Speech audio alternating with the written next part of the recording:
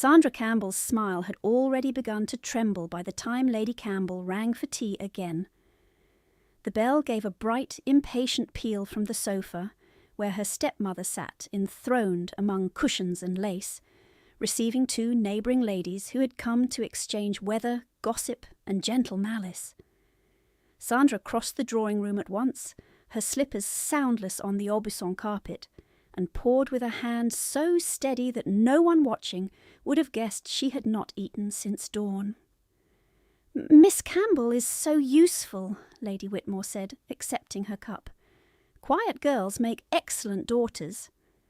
Lady Campbell did not look at Sandra when she answered. "Quite. She has no taste for display." The words were delivered as praise and meant as inventory. Sandra lowered her eyes before either woman could inspect her face too closely. Candlelight touched the severe line of her dark hair, pinned plainly at the nape, and hollowed the planes of her thin, intelligent face. In other rooms at other ages, someone might have called her striking. In this one she was plain Sandra, spoken of as if plainness were both character and destiny. Her large, watchful eyes were useful only when they watched, her capable hands only when they served. A plate of almond cakes sat 3 inches from her wrist while she filled Lady Campbell's cup. She did not reach for one. Hunger had become a private weather she carried inside her bones, a wind that never ceased, only changed direction. "Not too much cream," Lady Campbell said sharply as Sandra tilted the silver jug. "You always forget." Sandra had forgotten nothing. Lady Campbell preferred very much cream. But contradiction, however mild, cost more than obedience, and Sandra had learned to price every word before spending it. When tea was done, she carried the tray away, then returned to collect dropped gloves, fold shawls, close the pianoforte, and extinguish 1 pair of candles only to replace another pair, because Lady Campbell found the first light unflattering. By the time the callers left, dusk had settled purple against the long windows. Only then did Lady Campbell glance toward her stepdaughter. "Do stop hovering. You make the room look melancholy." "Yes, ma'am." She withdrew. The house had once been her father's in Morthen Law. He had laughed in its corridors, left books open on tables, invited argument at supper as if thought were a kind of prayer. He had insisted she learn figures, Latin roots, estate principles, and French syntax, while neighbours smiled indulgently and said his scholarship would be wasted on a girl. "Nothing taught is ever wasted," he had replied. After his death, an illness that moved from cough to fever to silence in less than a month, that world had narrowed and hardened around her. Locks appeared where doors had stood open. Letters ceased to find her. Her small allowance dissolved into household necessity. Even the schoolroom volumes her father had marked for her were removed to be catalogued and never returned. By 21, she lived in her own home like a tolerated guest whose welcome had expired years before. Past midnight, in the little bedchamber under the eaves where the wallpaper peeled near the washstand, Sandra lit 1 stub of candle and drew a ledger from beneath loose floorboards. Not the household books. She no longer had access to those, but copied columns, dates, names of tenants, grain prices, and arrears she had gathered from memory, glances, and discarded drafts. She wrote quickly in a tight, disciplined hand, stopping only when footsteps passed in the corridor. Stillness, she had taught herself, was not surrender. Silence was not agreement. A person could bend in plain sight and remain unbroken. At last she set down the pen and flexed her cramped fingers. Outside, rain tapped the tiles like impatient knuckles. She whispered a line her father had once spoken over her shoulder when she was 13, and furious with algebra. "Accuracy is a form of courage." Then she blew out the candle and lay awake, measuring tomorrow. Morning arrived hard and bright. Frost silvered the lawns, the sky was brittle blue. Sandra was summoned to Lady Campbell's private sitting room before breakfast, which meant either punishment or transaction. Lady Campbell sat at her escritoire sorting correspondence while Mr. Felton Briggs warmed his broad hands at the fire, though the room was not cold. He turned as Sandra entered, and she smelled pomade, cloves, and the stale sweetness of fortified wine. He was a widower of 58, thick-necked, prosperous, and perpetually damp about the eyes, as if sentiment clung to him where conscience did not. "There she is," he said, smiling with too many teeth, "the very picture of filial duty." Sandra stopped a proper distance from the desk. "You sent for me." Lady Campbell folded one letter with unnecessary precision. "We have settled your future, Sandra. You may thank me." A beat passed. Sandra looked from one face to the other. "You are to marry Mr. Briggs," Lady Campbell continued. "The banns will be read within the week." The words landed without sound, like snow collapsing from a roof. Mr. Briggs made a show of modesty. "I shall provide excellent comfort, I assure you. A sensible arrangement, all round." Sandra heard far away the crack of wood in the grate. Her own pulse was very calm. "My consent," she said. "Does it matter in this arrangement?" Lady Campbell laughed, not loudly, but with genuine amusement. "Consent is a luxury for girls with dowries." Mr. Briggs chuckled, as if this were wit at breakfast. Sandra inclined her head. If she spoke now, she might say something unrecoverable. She turned and walked out before either could call her back. The day's duties did not pause because a life had been sold.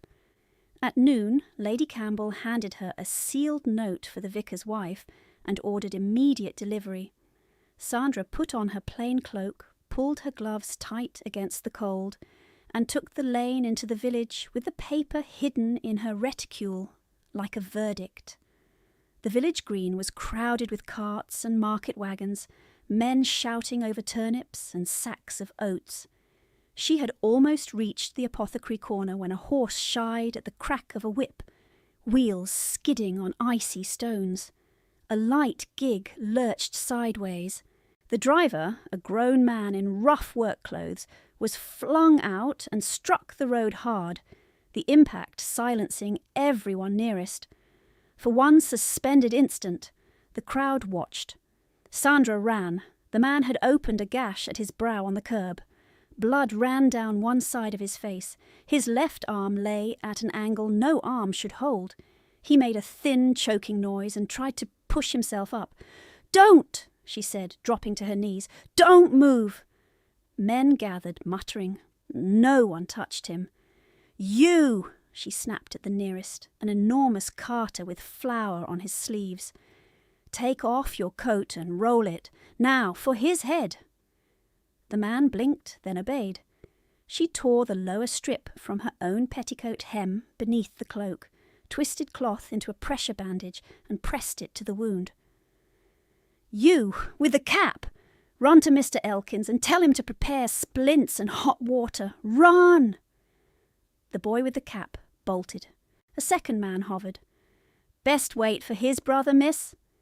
"If we wait, he may worsen," Sandra said, without looking up. "Lift from shoulders and hips together, not the arm. Gently." Her voice carried cleanly through panic. Command settled where uncertainty had been. Hands moved. The injured man groaned once, then sagged as they bore him toward the apothecary. Only when they reached the door did Sandra become aware of a mounted rider at the edge of the crowd. Dark coat, gloved hands still on the reins, watching not the spectacle but her. His face was sharply cut, unreadable. Even from distance there was something unmistakably aristocratic in the stillness of him, authority worn like a second skin. Someone nearby whispered, "Hawthorne!" The Duke of Hawthorne dismounted without haste and spoke to the stable lad nearest him. Within minutes his groom had taken charge of the frightened horse and shattered gig. His steward, produced as if from winter air, was dispatching messages. The machine of rank had begun to turn. Sandra stood in the apothecary doorway with blood drying on her fingers and met the Duke's gaze only briefly. There was no smile, no nod, no polite acknowledgement, only concentration, as if he were fixing a number in his mind. By evening, after the note had been delivered and the hem of her petticoat clumsily repaired by her own hand, a footman in hawthorn livery arrived at Campbell House with a sealed letter. Lady Campbell broke the wax at supper, skimmed the contents, and went still. "Well," she said at last, setting down the paper, "how very unexpected." Sandra waited. "It appears His Grace requests your assistance," Lady Campbell said, each word clipped, "in reviewing certain estate school accounts, temporarily." Mr. Briggs, invited to dine, frowned over his wineglass. "Her assistance? So he writes." Lady Campbell smiled then, but Sandra knew that smile. Calculation newly fed. "Miss Campbell has always had a head for figures. I had not thought it noticeable." She handed the letter across the table. Sandra read the neat, formal script, respectful, precise, unmistakably a summons disguised as invitation. The room seemed to tilt by half a degree. A door had opened somewhere she had not known a wall could crack. Lady Campbell agreed the next morning, and made certain Sandra understood the terms before the carriage was ordered. "You will go to Hawthorn House at 10 and return by 4, she said, pinning a brooch at her throat while Sandra stood by the dressing-table. "You will be modest, grateful, and almost mute. If this attention raises your value, all the better. If you embarrass me by pretending to opinions, I shall send you to Briggs at once and spare us both theatrics." Sandra folded her hands. "Yes, ma'am." "Do not mistake temporary usefulness for independence." "I won't." That part, at least, was true. Hawthorn House stood 2 miles east, all grey stone and disciplined symmetry, severe as a theorem against the winter sky. Inside, warmth and efficiency replaced grandeur's usual clutter. Clerks moving quietly, footmen who did not stare, a library arranged for use rather than display. Sandra was shown to a long table laid with account books. The Duke entered without announcement.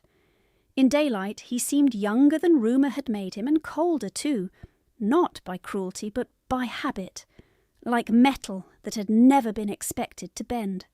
"Miss Campbell," he said, "thank you for coming.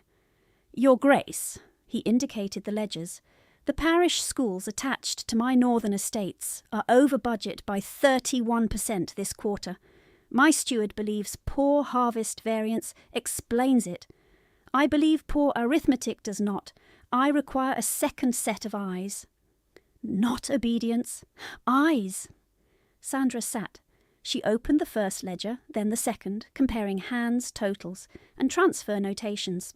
At first the work was straightforward, ink, columns, discrepancy. By noon a pattern emerged. Invoices duplicated under variant spellings, grain allotments charged to school kitchens at winter rates that exceeded market by nearly half, freight fees billed for roads never traversed. Names recurred in the margins: Briggs and Company Supply, Campbell Agency Certification. Her skin prickled under her sleeves. She asked for prior quarter books. They were brought immediately. The same signatures, the same inflation, smaller then, growing bolder. Money siphoned in narrow streams from institutions least able to defend themselves. School tables, tenant granaries, relief stores. When she pointed to a sequence of figures and explained, the Duke listened without interruption. Not once did he correct her tone, question her comprehension, or offer praise shaped like surprise. He asked concise questions. She answered. The work became an argument conducted in numbers, and for 4 hours Sandra forgot to be afraid. At 4 he rose. "Tomorrow." "Yes, Your Grace." On the drive home, fear returned in full. If the books were true, Lady Campbell's name was not merely careless, it was implicated. And Briggs sat nightly at their table, speaking of respectability while tenants borrowed for bread. By the third day, Sandra copied key entries into shorthand on scraps hidden in her cuff. By the fourth, she knew enough to ruin them and to be ruined with them. The Campbell name would not distinguish between father and widow in village memory. Scandal-stained houses, not individuals. Lady Campbell noticed the change before week's end. "You are pale," she said that evening as Sandra laced her gown. "Have they overworked you?" "No, ma'am." "Have you seen anything you ought not?" Sandra met her eyes in the mirror. "I saw accounts." Lady Campbell's hand froze on the comb. For a second her expression dropped all pretense. Naked alarm, then anger hard as wire. That night Sandra found her bedchamber door locked from the outside.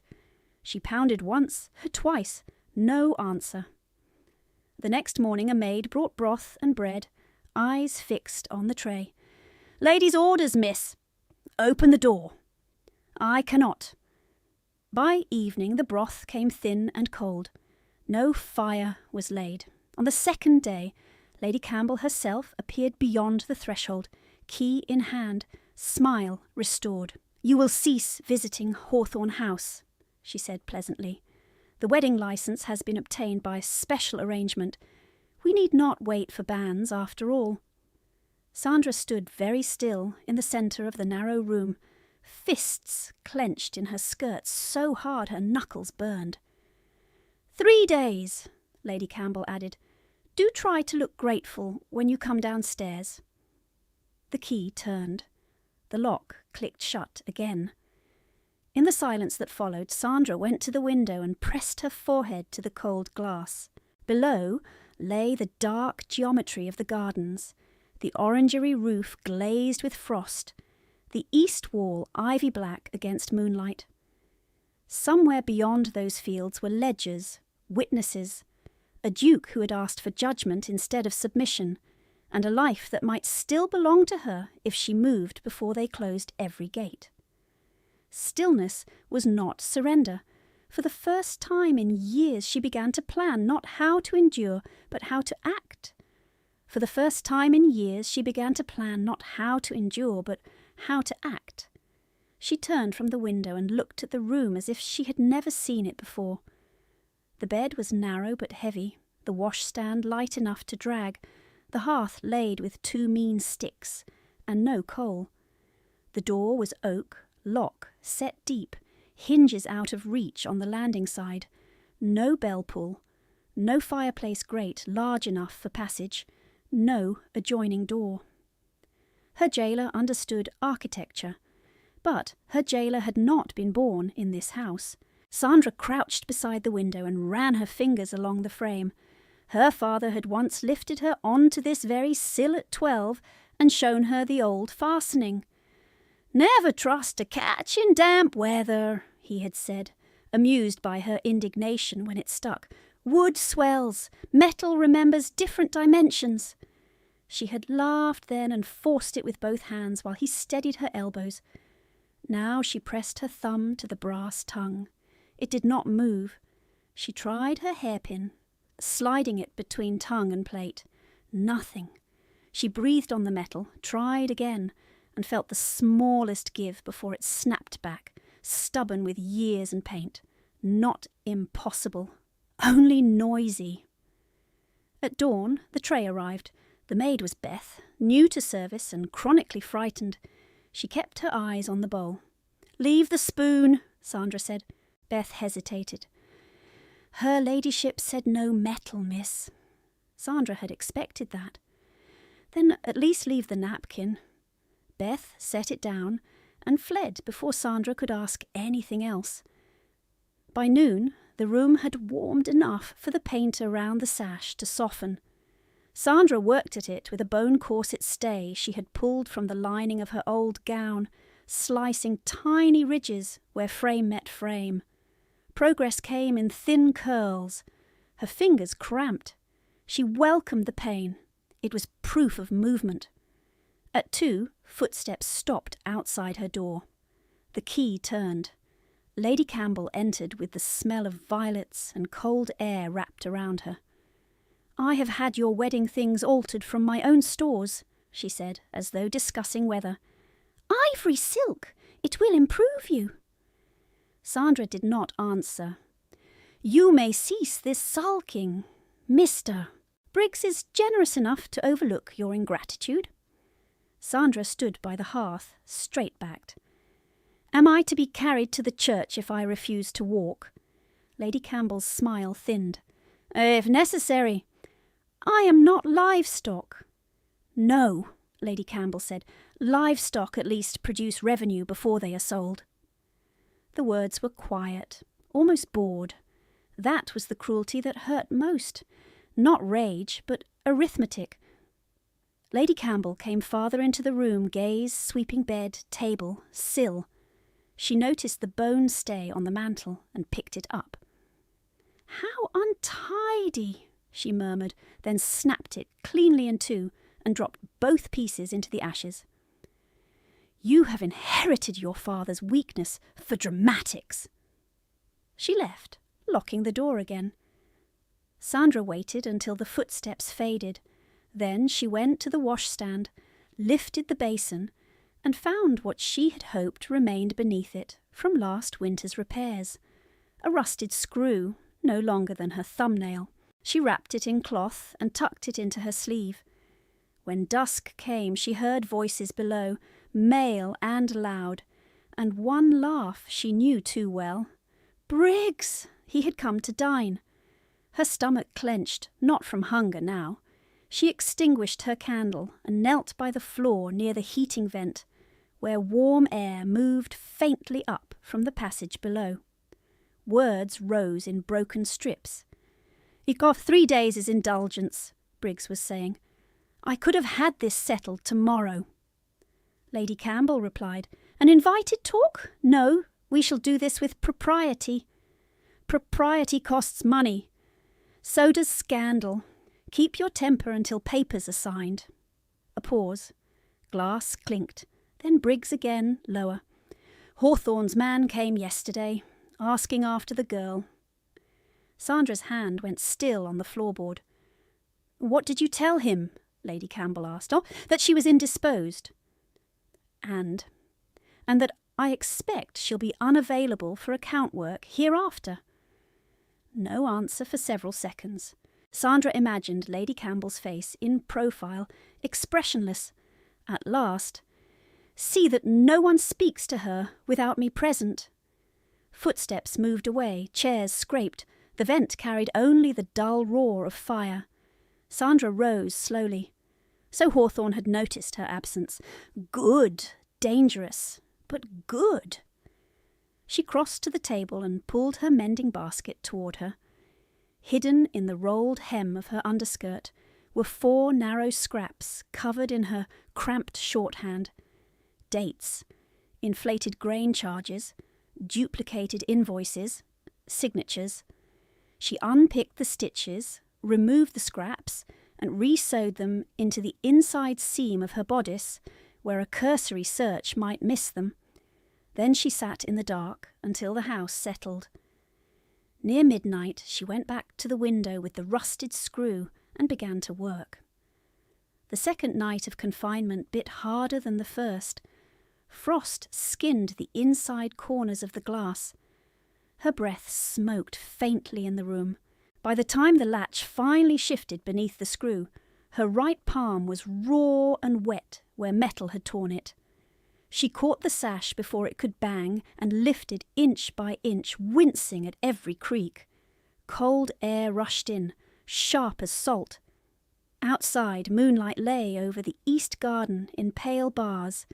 The drop from sill to the narrow sloping roof below was perhaps 8 feet. From that roof to the orangery parapet, another 6, if she aimed true and did not slip. From the parapet to ground, a drain pipe, and luck. She tested the distance with her eyes, then with her nerve. Her nerve failed first. If she fell and broke an ankle, she would be found at dawn and married by afternoon. She lowered the sash and stood shaking, angry with herself. "Coward!" said one part of her mind. "Strategist!" said another. Action was not the same as haste. She needed one more advantage. Morning brought none. Beth came with tea and stale bread, eyes red-rimmed. "Miss," she whispered as she set the tray down, barely moving her lips. "They say as parson may come day after next. Early." Sandra stepped close. "Who says?" "Cook heard Mr. Briggs tell Mr. Pritchard in the yard." Beth swallowed. "I'm sorry." "Beth," Sandra kept her voice level, "if a note were to leave this room, could you carry it?" The girl flinched as if struck. "I'd be turned off." "Could you?" Tears sprang instantly. "I can't, miss. I can't." Sandra nodded once. "Thank you for telling me." After Beth left, Sandra wrote anyway on the back of an old sermon leaflet she found in her trunk. "I am confined by force. License obtained. Fraud in school and grain accounts tied to Briggs and Campbell Agency. Need magistrate witness." She folded it to the size of a coin and tucked it into the seam of her cuff. If chance came, she would not waste time composing. By afternoon, chance came in an unexpected form. Footsteps outside. A man's voice she did not know. "By order of His Grace requiring Miss Campbell's acknowledgement." Lady Campbell answered from the corridor, smooth and offended. "Miss Campbell is indisposed and cannot receive callers." "This is not a social call, madam." "Then you may leave your paper with me." Silence, then the faint scrape of parchment. The man spoke again, colder now. "Kindly inform Miss Campbell that Hawthorne House expects her written response by tomorrow noon." "Certainly." Footsteps retreated.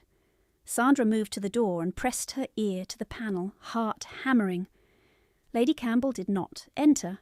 She waited until the front door shut, then said to someone nearby, "Burn it!" The word was soft. It landed like a slap. That night rage steadied her better than courage. She stripped the bed and twisted 2 sheets into a rope, knotting every foot. She tied one end around the bedpost, dragged the bed frame against the wall beneath the window, and braced it with the washstand. The furniture groaned but held. The sash lifted more easily now.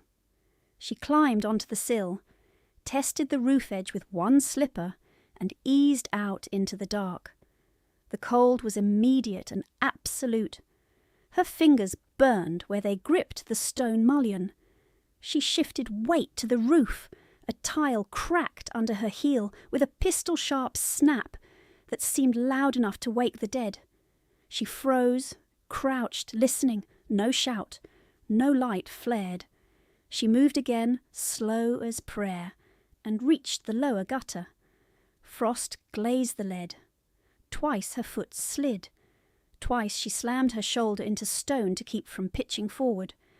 At the corner she lowered herself by the sheet rope and dropped the last 3 feet to the orangery parapet, landing hard on one knee. Pain shot up her leg. She bit her lip and stayed silent. Below her, through the long glass panes of the orangery roof, she could see ghostly palms and citrus trees, silvered by moonlight, leaves motionless in the cold. Beyond, the garden path ran toward the east wall and the old postern gate used by gardeners at dawn. She drew breath, swung one leg over, then the other, and slid down the iron trellis to the gravel walk. Her skirts caught, cloth tore. She wrenched free. She was outside her prison door. Then a voice said quietly, behind her and to the left, "Miss Campbell!" She spun. A man stepped from the shadow of a yew, dark coat unbuttoned, hat in hand, as if this were an ordinary call paid in daylight. Moonlight caught the plane of his cheek and the pale edge of his glove. The Duke of Hawthorne had been waiting. For one irrational moment she thought she had conjured him out of desperation. Then the frost glittered on his shoulders, and his breath clouded in the air, and he was unmistakably real. "You should not be here," she said, though she did not move away. "Neither should you," he returned. His gaze flicked once to the torn hem of her skirt, the blood on her palm, the sheet rope trailing from her window like a pale accusation. "Yet here we are." She heard distantly the house clock strike 1. "I sent for you," he said. 3 times, no reply. Yesterday my man was told you were ill. Tonight a kitchen boy in your livery delivered half a message at my gate and ran before my steward could catch his name. Half a message? Locked upstairs, licence. Hurry!" He paused. "I came to verify." Sandra almost laughed, a dry, astonished sound. Beth had said she could not. Beth had found another way. Hawthorne took 1 step closer, stopping still at a careful distance. "Are you injured?" "Only offended." The corner of his mouth altered very slightly, not quite a smile. Then the expression vanished, replaced by the same concentrated stillness she had seen in the village street. "I have been watching you since October," he said. The sentence entered the night and held there between them. He did not dress it with apology. He did not soften it into flirtation. She met his eyes. "I know." Something eased in his posture, almost imperceptible, as if he had expected denial and received truth instead. "I first noticed you on the lower lane," he said, voice low. "You were carrying broth to the Ellison family after their eviction. You gave it to the children and told their mother where to find coal without asking charity from the parish board." Sandra remembered the day, sleet, 2 chipped bowls, a mother too proud to weep in public. "A week later," he continued, "I rode past the miners' cottages and saw 6 girls on overturned crates behind the smithy while you taught them letters from pages cut out of an almanac." She had thought no one saw that either. Sundays, in the hour before dusk, when respectable visitors were at tea. "And then in the village," he said, "you ordered half-grown men twice your size like a field captain while a boy bled on the stones." "A grown man," she corrected automatically. "A broken arm, scalp laceration." His eyes sharpened with what might have been approval. "Exactly." Silence again, but no longer empty. Sandra folded her arms against the cold. "Why watch at all?" "Because I needed to know whether your judgment under pressure was accidental." His answer came without hesitation. It was not. Most men of his rank offered admiration when they wanted compliance. He offered assessment, and somehow that felt less dangerous and more. From an upper window at the far end of the house, a candle flared and went out. Sandra turned her head. "I do not have much time." "Then I will be plain.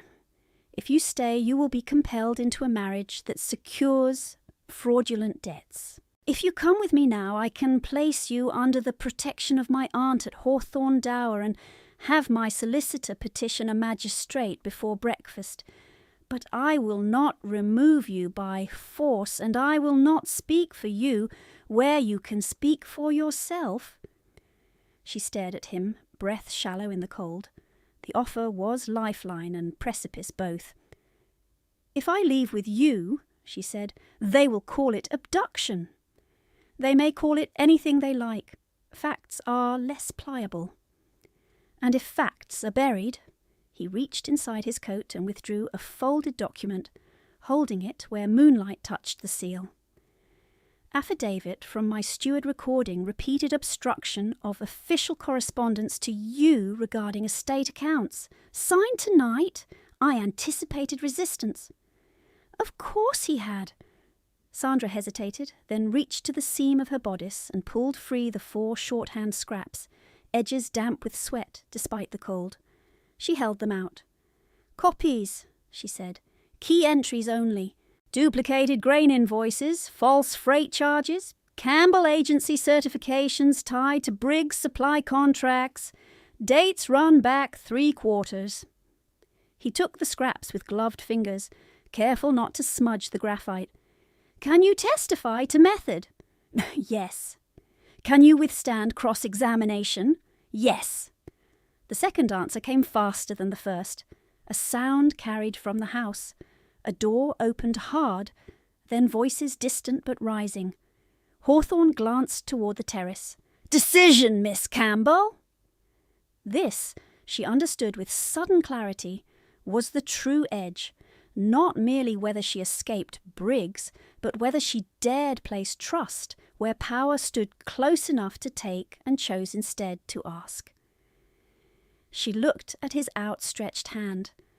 Not possession, invitation. Sandra set her own hand in his. Very well, she said. A partnership, then, not rescue. Partnership, he agreed. He released her at once and gestured toward the yew-walk where a dark carriage waited beyond the hedge, lamps, hooded. This way! As they moved into the frost-bright dark, Sandra did not look back at the lit windows of her father's house. She had spent years surviving inside those walls by becoming smaller, quieter, less visible. Tonight, every step away from them felt like stepping into danger. And into herself. And into herself. The yew-walk opened onto a service lane where a dark travelling carriage stood with lamps shuttered to slits. Hawthorne's groom held the horses in a tight, quiet check. A second man waited by the step, broad-shouldered, grey at the temples, hawthorn livery beneath a plain cloak. Mr. Vale, my steward, the Duke said. Miss Campbell. Vale bowed, quick and respectful, then looked once at Sandra's torn skirt and bloodied hand, with the expression of a man cataloguing danger, not scandal. Your Grace, we should go. East Gate is clear for now. For now? Sandra echoed as she climbed in. Vale shut the door. 2 riders left the main house 5 minutes ago at speed. The carriage lurched forward. They had not gone half a mile before hoofbeats cut across behind them. Hawthorne looked out through the side slit, then gave 2 rapid knocks to the roof. The coachman turned off the lane onto a narrower track between black hedgerows, wheels jolting over frozen ruts. A lantern beam swept once across the rear window and vanished. No one spoke until the hoofbeats fell away. When they reached Hawthorne Dower, a smaller stone house set behind iron gates and bare lime trees, dawn was beginning to lift the horizon from ink to iron. Lady Agnes Hawthorne herself received them in the entrance hall in a quilted robe and uncompromising expression. At 60 she was slight, silver-haired, and carried authority without ornament. Her eyes took in Sandra in one glance and sharpened. "Kitchen first," she said, "then bed for an hour, then we begin." No fuss, no pity. Sandra could have wept with gratitude. By 6, her hand was cleaned and bound. Hot tea sat untouched at her elbow, and Hawthorne's solicitor, Mr. Keating, had arrived with dispatch cases and ink. Statements were taken at the breakfast table. Sandra's confinement, the locked door, the burned correspondence, the forced licence, the ledger irregularities. Vale added his affidavit regarding obstructed messages. Hawthorne said little, only clarifying times and names with surgical precision. At 8, Keating went to the magistrate. At 9, Lady Campbell struck back. The constable who arrived at Dower wore county brass and visible discomfort. He carried 2 papers and bowed to no one in particular. "Complaint filed by Lady Campbell and Mr. Felton Briggs," he recited, "alleging unlawful enticement and abduction of Miss Sandra Campbell by his Grace the Duke of Hawthorne, with theft of private family documents and jewellery." Lady Agnes made a sound like a knife touching porcelain. Hawthorne did not. The constable continued, eyes on the parchment. "Pending preliminary hearing, Miss Campbell is to remain available for examination." His Grace is instructed not to remove her beyond district boundary. Any attempt to interfere with complainant's household records—" "Household records?" Sandra interrupted. "You mean fraudulent ledgers?" The man flushed. "I read what I'm given, miss." He laid down the second paper. "Notice also that Mr. Briggs has petitioned to execute immediate debt settlement instruments against Campbell Lands for defaulted contracts certified by Lady Campbell. Signature to be witnessed this evening at Lady Campbell's assembly." Sandra went cold. "If they execute," Keating had said earlier, "untangling it could take months." Months meant tenant evictions by spring planting. It meant the school shutters closed, children sent back to pits and kitchens, grain prices fixed by the same men who had bled them through winter. It meant Briggs could claim respectable legality before any fraud inquiry reached him. Lady Agnes stepped forward. "Constable, does your order prevent Miss Campbell from attending that assembly and speaking for herself?" He hesitated. "No, my lady. It requires she present if summoned." "Then kindly carry this message back," she said. "Miss Campbell is neither abducted nor silent." After he left, the room held a taut, airless quiet. Hawthorne looked at Keating. "How quickly can we secure an injunction on the settlement?" "If we had originals of the school and grain books, by noon," Keating said grimly. "Without them, the magistrate may call it a private family debt dispute and let signatures stand pending inquiry." Sandra touched the seam of her bodice where her copied scraps lay hidden, 4 narrow strips against an avalanche. "Then we use what we have," she said. Before anyone could answer, the front bell rang again, once. Violently, Vale went to the door. He returned a moment later, face altered. "Message from Hawthorne House," he said to the Duke. "Record room was broken into before dawn. North Estate ledgers are gone." For a heartbeat, Sandra did not understand the words. They seemed too neat for catastrophe. "Gone," Hawthorne said. "Lock forced. Dispatch cabinet emptied. Night porter struck from behind when he challenged the intruder." Vale's jaw tightened. "He lives, skull cut. Doesn't remember the face." Keating swore under his breath. "The duplicates?" Hawthorne asked. "Taken with the originals." Sandra sat very still while the room moved around her. Keating was already speaking about sworn copies, clerks, chain of custody. Lady Agnes asked after the injured porter. Vale turned to give orders. Hawthorne's profile hardened into that controlled mask she now recognised as a battle face. But all Sandra could see was ink turning to smoke in someone else's hands. Without the ledgers, the numbers were her word against theirs. Her scraps proved she had looked, not that the books had existed unchanged. Briggs would say she fabricated entries after fleeing. Lady Campbell would swear concern for a disordered stepdaughter, influenced by a duke with motives. Society, eager for a story that preserved comfortable hierarchies, would believe them gladly. "I should have copied more," Sandra said, not realising she had spoken aloud. Hawthorne turned. "You copied enough to begin." "Begin!" She laughed once, sharp and small. "We are no longer at the beginning." She stood abruptly and crossed to the window, pressing her bandaged hand against the cold pane. In the drive below, gravel still bore the ruts from the constable's wheels. A knock at the back door interrupted Keating's argument about emergency petitions. A scullery maid let in a kitchen boy from Campbell House, thin, capless, white with fear. He twisted his hands until Lady Agnes gave him warm milk and a chair. "Speak," she said. "It's Beth, my lady," he blurted, looking at Sandra. "The maid what took your note.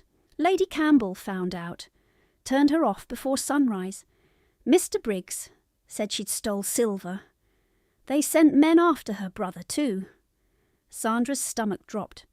"Where is she now?" Hawthorne asked. "Dunno, Your Grace." "She ran."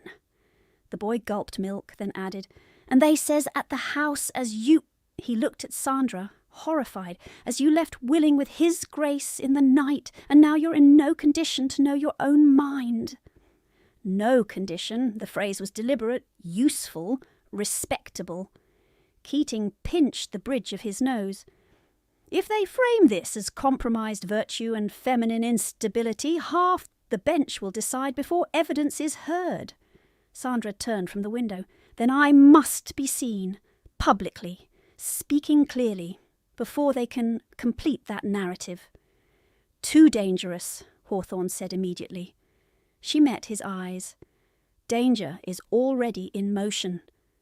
He held her gaze, then looked away first. By noon, they had done all that could be done, and none of it was enough. Keating filed motions. The magistrate acknowledged receipt and deferred action until evening. Vale dispatched riders to locate Beth. Lady Agnes ordered a plain dark gown pressed and a stronger carriage brought round. Hawthorne sent men to every road for any trace of the stolen ledgers. At 2, reply came from the magistrate. He would attend Lady Campbell's assembly as neutral observer for the contested settlement signatures and hear statements from principal parties there, before witnesses. Briggs had forced the field and chosen the ground. At 3, a second note arrived, folded with legal neatness and sealed in Briggs's heavy wax. Miss Campbell is requested to present herself at Lady Campbell's assembly at 8 o'clock to dispel malicious rumours and affirm her intended alliance and consent to associated debt arrangements. Failure to appear will be interpreted as incapacity or improper influence, no overt threat. Worse, language that made coercion sound civic. Sandra read it once and passed it to Hawthorne. "If I do not go, they define me in absence," she said. "If you do go, they may try to detain you," he said. "Then we do not let them." Keating exhaled. "With respect, Miss Campbell, your testimony alone cannot stop execution unless we produce legal authority over the endowment and estate obligations.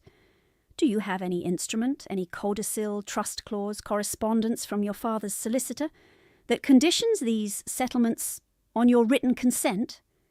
Sandra felt a faint, almost physical jolt.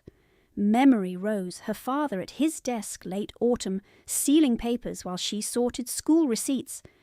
"If anything happens to me, remember that all educational monies are not to be touched for debt service without your hand." She had thought it instruction, not legal structure. After his death, she had asked for the relevant papers once. Lady Campbell had said there were none. "There was a codicil," Sandra whispered. "Sealed. I never saw where it went." Keating went very still.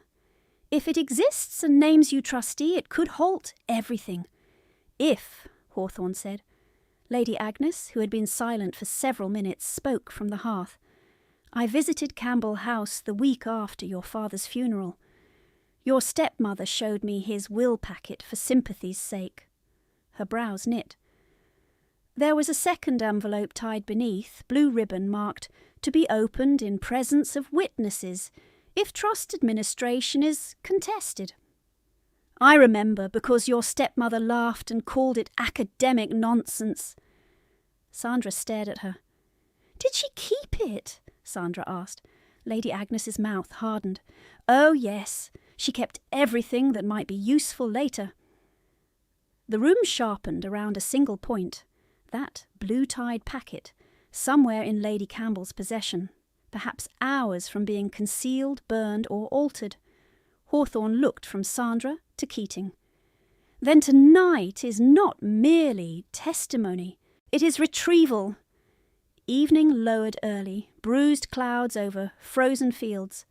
By 7, Dower House was all quiet movement, cloaks, gloves, sealed packets, instructions murmured in corridors.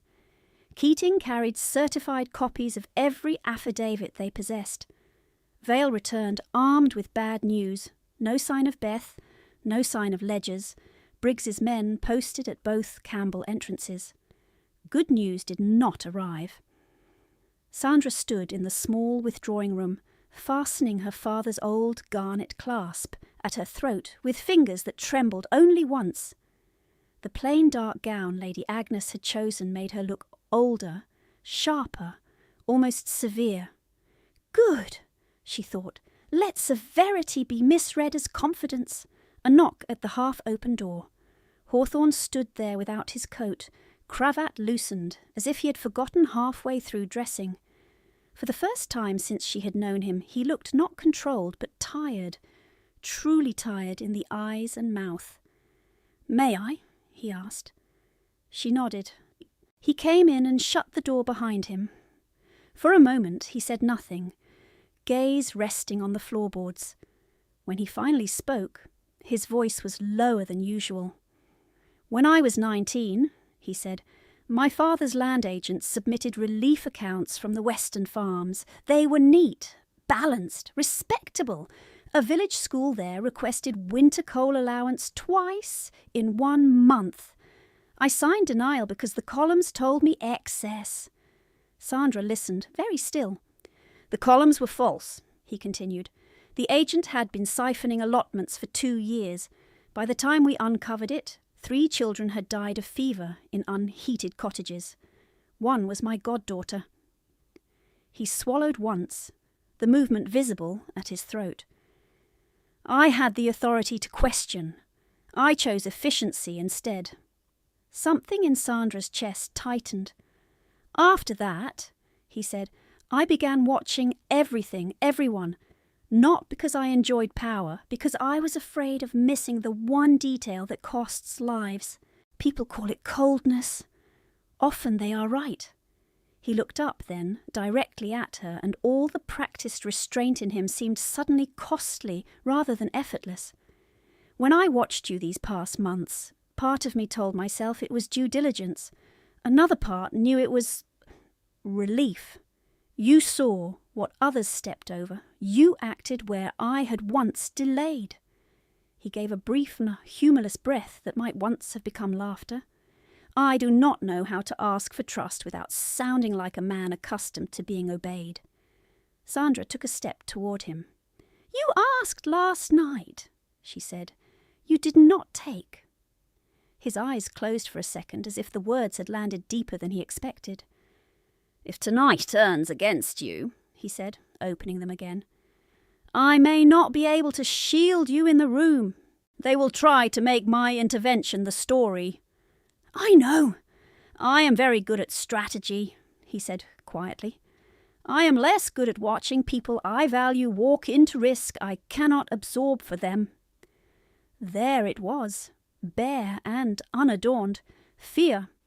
Sandra reached out and set her uninjured hand over his wrist. "Then do the thing you are good at. Stand where I can see you. Let me do the thing I am good at." He covered her hand briefly with his own, a single firm pressure, then let go before the gesture could become possession.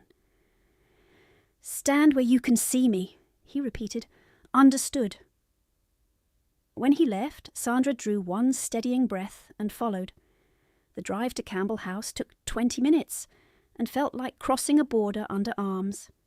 Carriages choked the sweep before the entrance, lamps flaring gold across frost. Guests in silk and black broadcloth descended laughing into the night, hungry for cards, scandal, and the peculiar entertainment of other people's undoing. The county had come in force. As Hawthorne's carriage rolled to a stop, Sandra saw 2 constables at the front steps and, beyond them, Mr. Briggs himself, in deep bottle green, greeting arrivals with oily geniality. Lady Campbell stood at his side in pearl satin, expression composed enough for portraiture. Her stepmother's eyes found Sandra at once. Surprise flashed, real, involuntary, then vanished behind a smile. "Dearest child," Lady Campbell said, as Sandra mounted the steps, "how relieved we are. You have caused such distress." "I imagine so," Sandra said.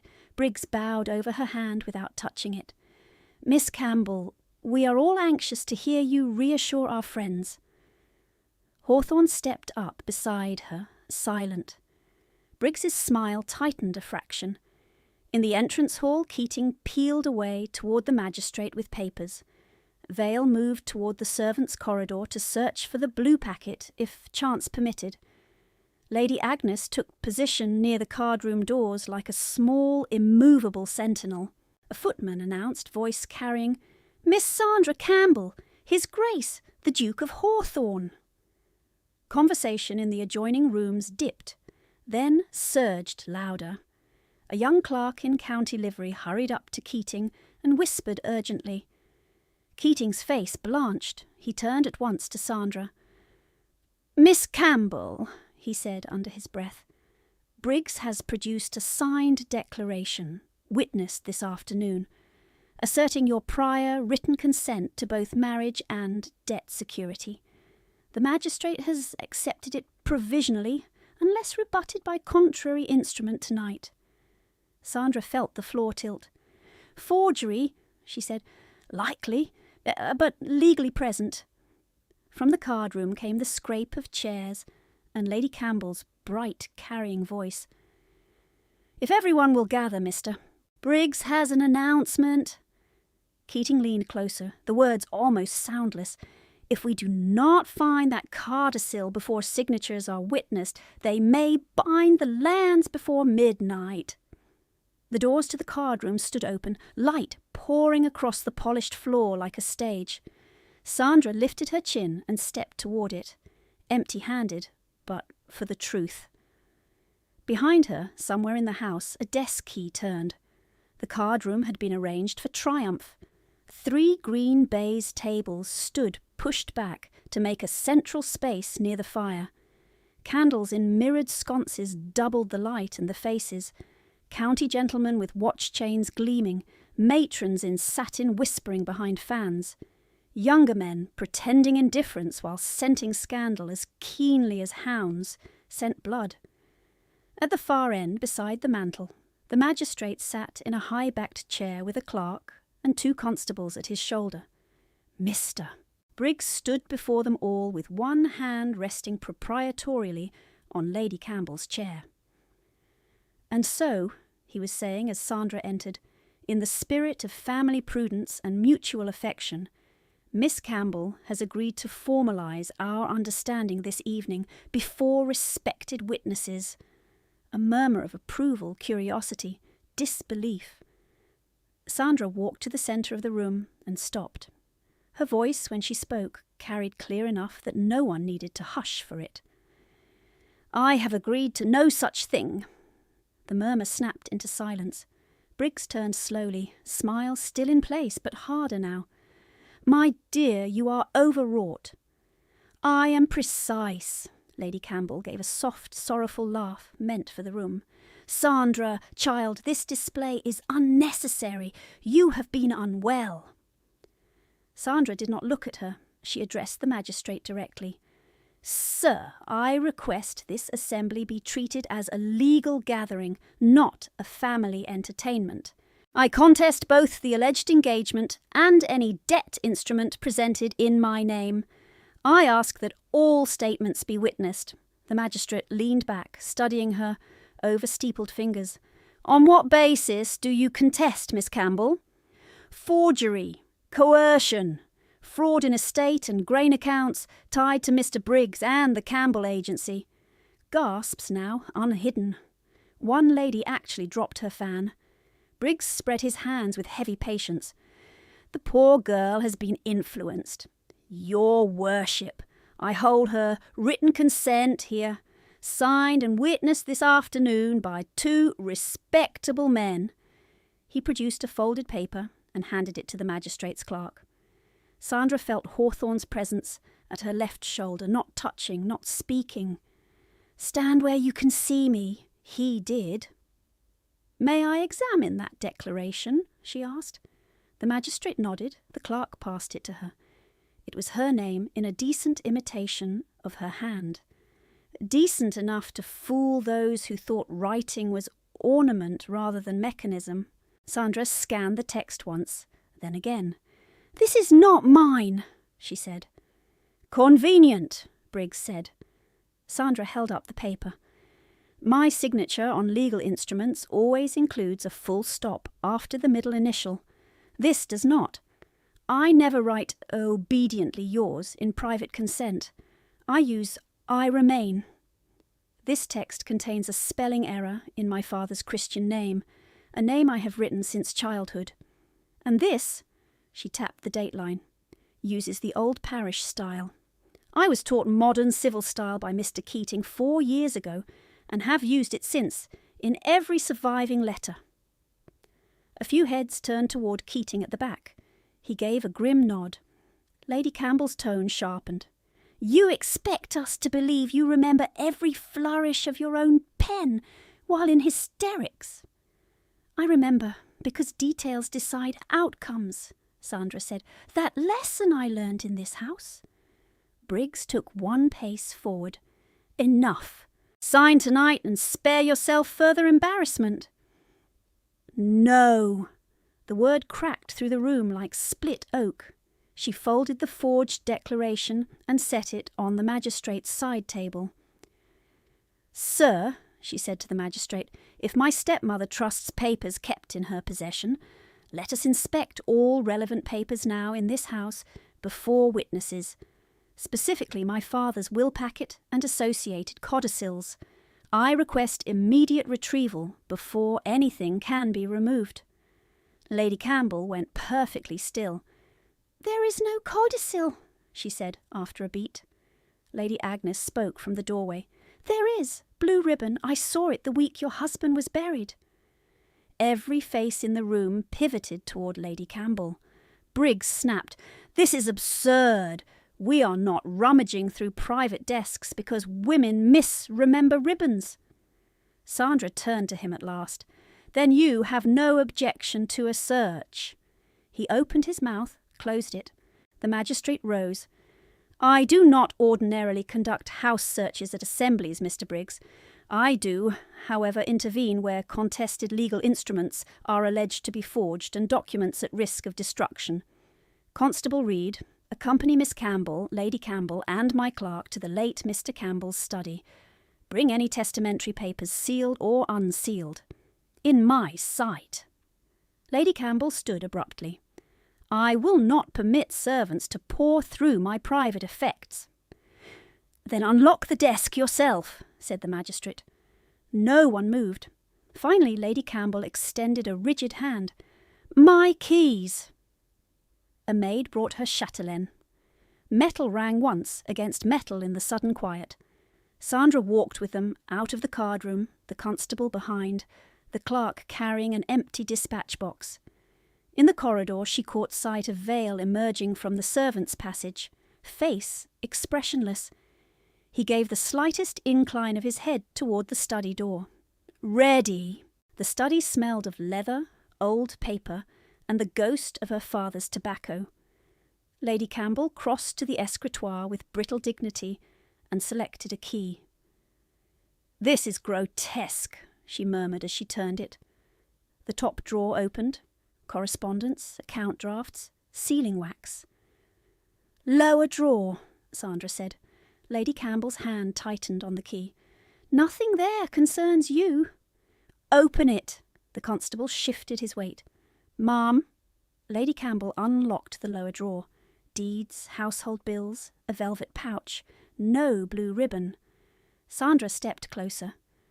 Remove the drawer entirely. Lady Campbell laughed once, incredulous. Are you mad? Sandra put her fingers under the drawer, lip and lifted. It stuck, then slid free with a dry wooden scrape, revealing the shadowed cavity behind. Her pulse thudded. There, wedged against the backboard, lay a flat packet wrapped in faded blue ribbon and dust. Her father's hand, unmistakable across the front, to be opened in presence of witnesses if trust administration is contested. For 1 second no one spoke. Then Lady Campbell lunged. Sandra moved faster. She snatched the packet and stepped back as Lady Campbell's nails scored her sleeve. Give me that! Lady Campbell hissed, voice gone raw. You stupid girl, you have no idea what you're doing. Oh, I do, Sandra said. They returned to the card-room with the packet in Sandra's hands and the entire company leaning forward as one body to see. The magistrate motioned her to the centre table. "Open it!" Her fingers trembled once, on the wax, then steadied. She broke the seal and unfolded the top document. Her father's signature anchored the final page. Beside it, 2 witness names she recognised from childhood tenants now long dead. She read aloud, "Codicil to the last will and testament of Edward Campbell. I establish and preserve in trust the Campbell Educational Endowment and associated school lands. Said endowment shall not be pledged, sold, or encumbered for satisfaction of private debt without the explicit written consent of my daughter, Sandra Campbell, acting as sole trustee upon attaining majority." A shocked rustle swept the room. She kept reading, louder now. "Any instrument attempting to transfer obligation against these lands absent such consent shall be deemed void ab initio and treated as attempted fraud upon beneficiaries." She lowered the paper and looked directly at Briggs. "You do not have my consent." Briggs's face had gone mottled red. "This is a fabrication. It was sealed before your current wife had legal access to my father's desk," Sandra said. "Witness signatures and wax age can be tested."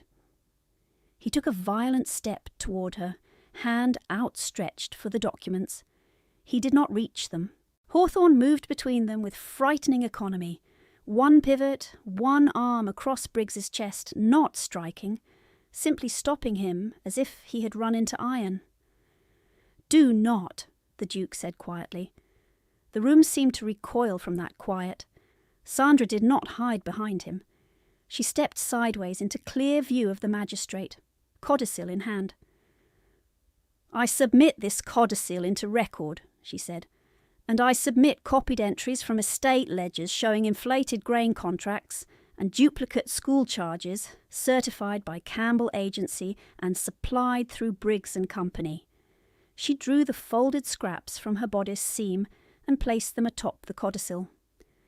"Additionally," she said, voice sharp as glass now, "I request immediate seizure of relevant books before further destruction. Hawthorne House records were stolen before dawn." "Lies!"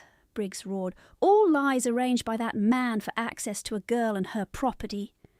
Lady Campbell found her voice, again, icy and controlled. "Your worship, this is precisely why we sought a swift marriage, to protect Sandra from predatory influence. She has always been fanciful, unstable." "Enough," Sandra said. She turned on her stepmother fully for the first time all night. "Ruin did not begin tonight," she said. "It began when cruelty was called prudence, when hunger was called discipline, when theft from children's schools was entered as household management. You sold my consent because you mistook silence for incapacity."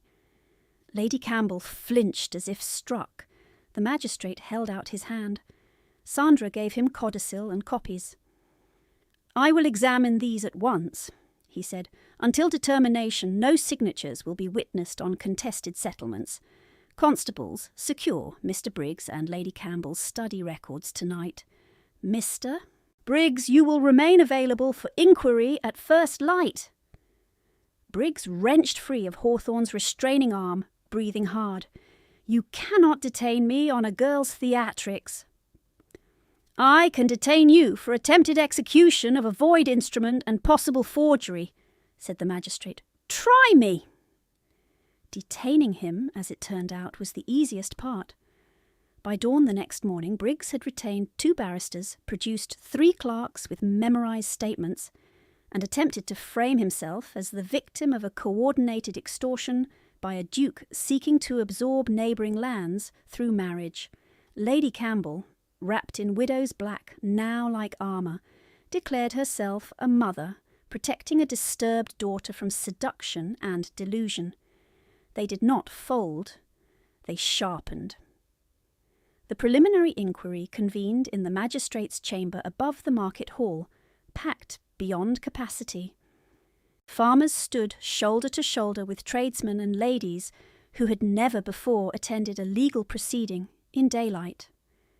Sandra sat at one table with Keating, Briggs and Lady Campbell at the other. Hawthorne stood at the back wall, arms folded, saying nothing. Briggs's counsel began with character assassination. "Miss Campbell," he said smoothly, "is it not true you left your guardian's house in the night, unchaperoned, to meet his Grace?" "Yes," a ripple through the room. "Is it true his Grace has employed you privately for weeks?" "Yes." "Is it true you stand to gain materially if this proposed marriage to my client is voided?" Sandra met his gaze. "I stand to avoid being sold." The magistrate rapped once for order. Counsel smiled thinly. "Please answer the questions, not speeches." "Then ask better questions." A few men near the door coughed laughter into their sleeves. He shifted tactics. "You claim account fraud, yet the original ledgers are missing. Conveniently." "They were stolen from Hawthorne House the night before signatures," Sandra said. "Not missing from memory." "Memory is not evidence." "No," she agreed. "Arithmetic is." Keating slid a slate and chalk toward her. Sandra rose, went to the easel board provided for maps, and wrote figures in rapid columns, grain allotment quantities, market rates by month, freight distances between depots, school enrollment counts. She turned to the room. At lawful winter rates, North Parish School's quarterly grain should total £118. In Briggs, invoices it totals 204, charged at peak scarcity price for all weeks, including those before frost. Freight is billed from East Wharf to Miller's Lane, despite East Wharf being closed by flood those dates. Notice posted in this very hall. Duplicate invoice numbers appear under variant spelling, then certified by Campbell agency clerks. If this is error, it is error repeated in profit's direction every time. She looked at Briggs's counsel. "Would you like the subtraction done slower?" The chamber stirred again. Even the magistrate's mouth twitched. Counsel called Lady Campbell, who performed maternal injury beautifully, until Keating produced the burned Hawthorne correspondence recovered from Campbell hearth ash, wax seal fragments still bearing the ducal crest. Then came Beth. Vale had found her at dawn in her aunt's laundry shed, terrified but furious. On the stand she shook so hard her voice initially failed. Sandra watched her and remembered a tray, a whisper, "Parson May come day after next." "Take your time," Sandra said softly. Beth swallowed and began again. "Her ladyship told me burn any letter with Black Hawk seal," she said, eyes down. "I burn 2. 3rd I give Tom to run out back." She glanced at Sandra, then at Briggs, and squared her shoulders. "And yesterday, mister, Briggs give me 6pence to say Miss was fevered and fanciful. I didn't." Briggs's counsel pounced. "You were dismissed for theft." Beth's chin came up. "I was dismissed for hearing." A murmur of approval rolled through the gallery benches.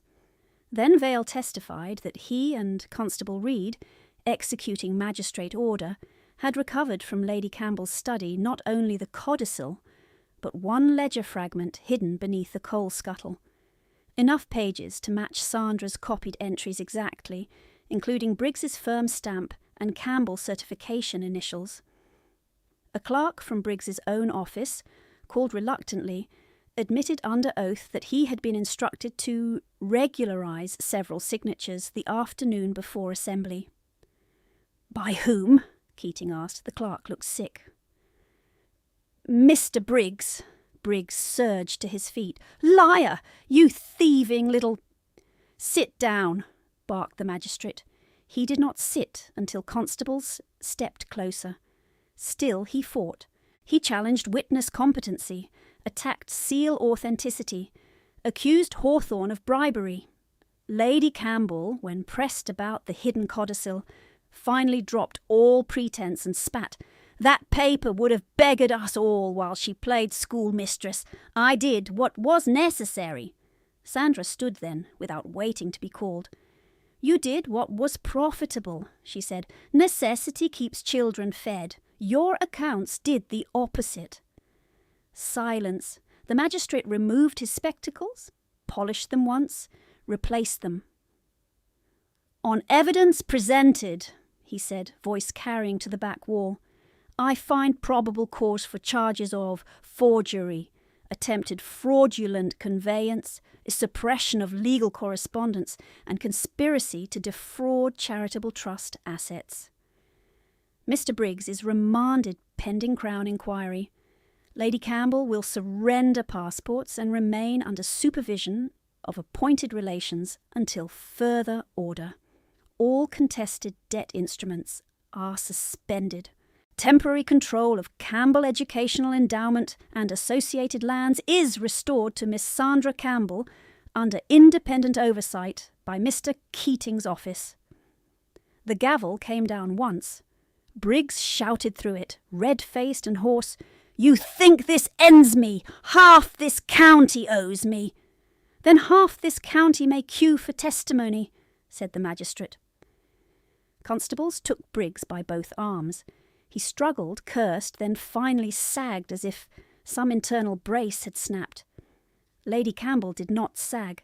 She drew herself up, looked at Sandra with naked hatred, and said in a low, carrying whisper as she passed, "You will discover authority is lonelier than servitude."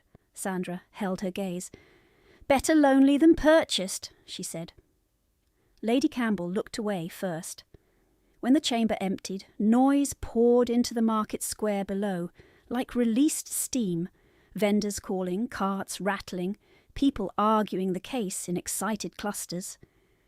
Inside, the sudden quiet rang in Sandra's ears. She sat down because her knees had begun to shake and she did not wish anyone to see. Keating set a stack of papers before her. "Temporary orders. Sign here, here, and here. Will petition Chancery for permanent trustee confirmation by month's end." She took the pen. Her hand hovered once above her name, then wrote it cleanly, full stop after the middle initial. When she finished, Keating exhaled and, unexpectedly, smiled. "Your father would be insufferably proud." The words hit harder than the verdict. She looked away quickly, blinking. Lady Agnes appeared with 2 meat pies wrapped in cloth and put one into Sandra's unoccupied hand, as if this were ordinary. "Eat before you fall over," she commanded. "Revolutions require protein." Sandra laughed, a startled, cracked sound, and obeyed. At the chamber door, Beth waited uncertainly, cap crushed in both hands. Sandra crossed to her. "Are you hurt?" Beth shook her head. "Only scared, miss." "You were brave." Beth's eyes filled. "I near ran." "You didn't." Sandra reached into her reticule and drew out a folded note signed by Keating. "This is an employment letter if you want it. The village school reopens as soon as we can heat the rooms and hire staff. I need someone who notices things and tells the truth." Beth stared at the letter as if it might dissolve. "Me?" "If you're willing." Beth nodded violently. "Yes, miss, yes." Outside, Hawthorne stood by the carriage, speaking to Vale. He looked up when Sandra descended the steps. Concern crossed his face, quickly masked. "Well?" he asked, though he plainly knew. She lifted the order packet. "Suspended, remanded, restored." Only then did he breathe out fully. They rode back to Dower in late afternoon light, the fields pale gold under winter sun. Halfway home, Sandra realised she had eaten both pies and did not apologise. At Dower House she went first, without speaking, to the small room where Lady Agnes kept a writing desk for guests. She closed the door, sat, and allowed herself exactly 5 minutes to shake, cry soundlessly, and press her forehead to her folded arms. Then she washed her face, came downstairs, and began drafting tomorrow's school fuel requisition. Crisis had ended. Work had begun. Spring came stubbornly, but at last. On a mild April afternoon, Sandra stood in Hawthorne House Library beside a long table laid not with flowers, but legal papers.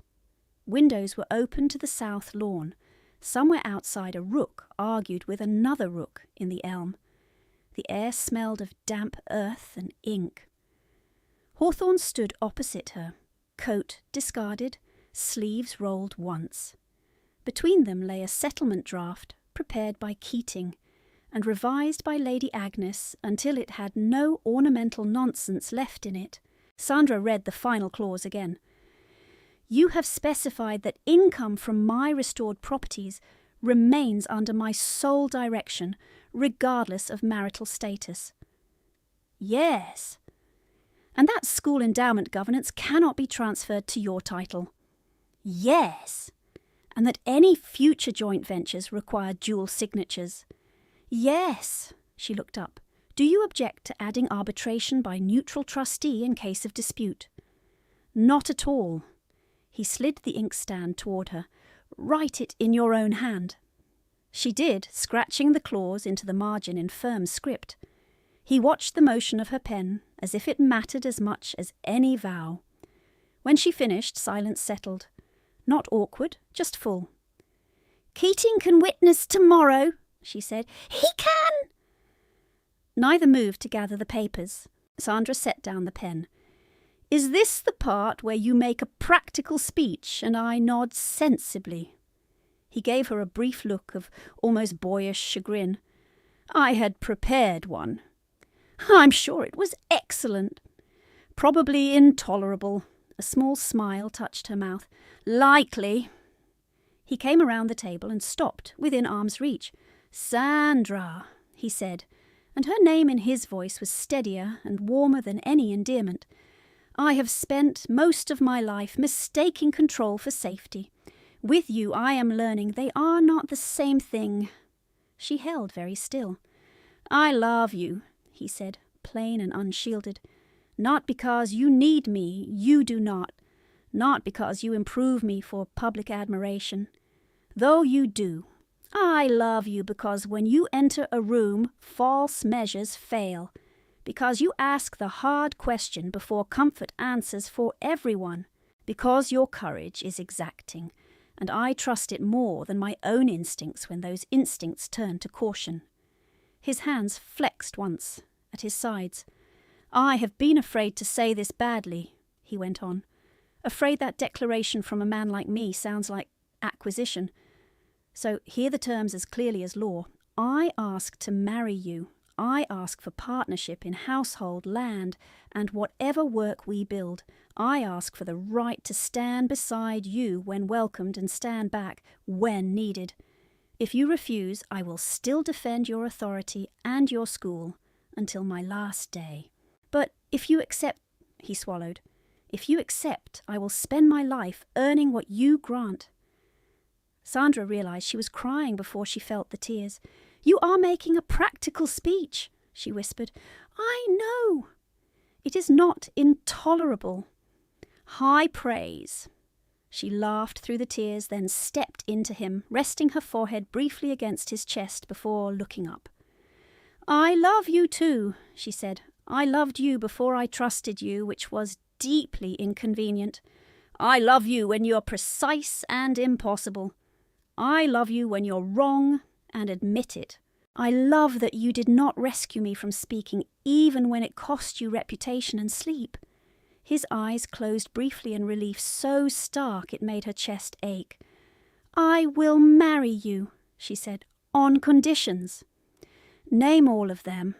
First, no romantic nonsense about taming me. Agreed. Second, the school remains funded even in bad harvest years. Agreed. Third, when we disagree, we do not punish with silence. He nodded once, serious. Agreed. Fourth, she touched his cravat, straightening a fold that did not need straightening. You must occasionally permit joy without strategic purpose. He looked genuinely alarmed. That may require coaching. I'm prepared to teach." That finally made him laugh, quiet, surprised, real.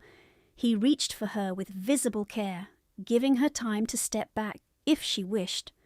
She did not. His hands came to her waist, hers to his shoulders. He kissed her once, slowly, with the same deliberate attention he gave everything that mattered. When they parted, neither spoke for several breaths. A knock sounded. Lady Agnes opened the door without waiting. "Are you finished amending civilization?" she asked. Sandra wiped her cheeks, smiling now. "Nearly." Lady Agnes took in their faces, the moved papers, the uncapped ink, and snorted softly. "Good. Keating is in the morning room pretending not to listen. Do not keep the man from his fees." She withdrew. Hawthorne offered his arm. "Shall we go announce ourselves to legal history?" "We shall." They did, together. The wedding was in May, in the small stone church where Edward Campbell lay beneath yew-shade and lichen. Morning rain cleared just before the bells. Villagers filled the back pews. Miners' daughters in clean ribbons crowded the aisle end. Beth stood near the front, with ink on her fingers and pride on her face. Lady Agnes wore dove grey and looked triumphant. Keating looked relieved. Vale looked as if organising this ceremony had been a military operation. When Sandra walked up the aisle, she did not feel traded, displayed or rescued. She felt chosen and choosing. After the register was signed, with her full precise signature and amended settlement referenced in duplicate, they stepped into sunlight, and the crowd cheered hard enough to startle the rooks from the churchyard trees. By autumn, the village school windows glowed again after dusk. In one classroom, 6 girls sounded out lines from a weathered almanac, while Beth, now assistant mistress, corrected copybooks with stern concentration. In another room, 2 boys and a cooper's apprentice argued fractions over slates. The stove burned hot. No child studied in gloves.